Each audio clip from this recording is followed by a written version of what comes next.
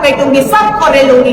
हमारे आदिवासी अस्मिता के साथ खिलवाड़ करने वाले, चाहे बीजेपी के हो, चाहे जेएमएम के हो, चाहे कांग्रेस के हो, चाहे फन्ना चिल्ला ढेकना कोई भी पार्टी से हो, सबको मारूंगी इस बार। छोटे से नन्हे से बच्चे को वो खोला में लेके जाते हैं उनकी मृत्यु हो जाने के बाद, और यहाँ की निर्लज्ज सरकार के माननीय मंत्री साहब जो सिर्फ और सिर्फ अपने कौम के लोगों को, अपने धर्म के लोगों को प्रलोभन देने के माध्यम से कहिए या तो सरकार का दुरुपयोग करने के माध्यम से कहिए, एक तरफ हमारे गरीब पिता का अपमान कर रहे हैं। जब तक वो माफी नहीं मांगेगा तब तक उसका पैर मैं खोलते रहूंगी, क्योंकि उसको बेइज्जत करना बहुत जरूरी है।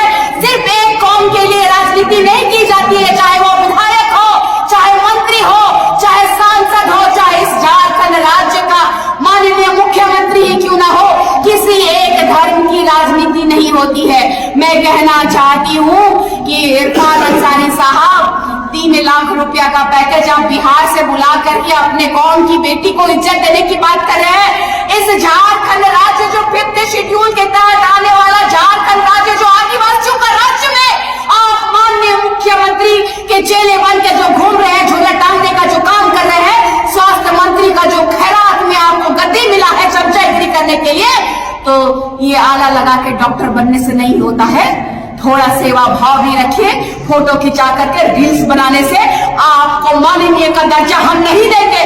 अगर आदिवासियों से माफी आप नहीं मांगेंगे तो लगातार आपका बेइज्जत जलील करने का काम ये आदिवासी बेटी करने का काम करेगी। और मैं कहती हूँ कि आइंदा से आदिवासी अस्मिता पे सवाल उठाए और आदिवासी का पैसा ही न खा रहे हैं जी, बाप का कुर्सी पे दोनों राज कर रहे हैं। माननीय हेमंत सोरेन जी की पत्नी विधायक है, भाई विधायक है, उनके मरहूम भाई की पत्नी विधायक रही, लेकिन उनका गांव 25 साल बाद जीर्णोद्धार होता है। तो ऐसे झारखंड राज्य के माननीय मुख्यमंत्री जो आदिवासी बेटा है, वो आदिवासियों का हितैषी कैसे हो सकता है? इसीलिए हमारे लिए पेशा अधिनियम कानून जब तक धरातल पे लागू नहीं होता है तब तक हमारे लिए चैलेंजिंग है, और लगातार हम लोग संघर्ष करते रहेंगे, उलगुलान करते रहेंगे।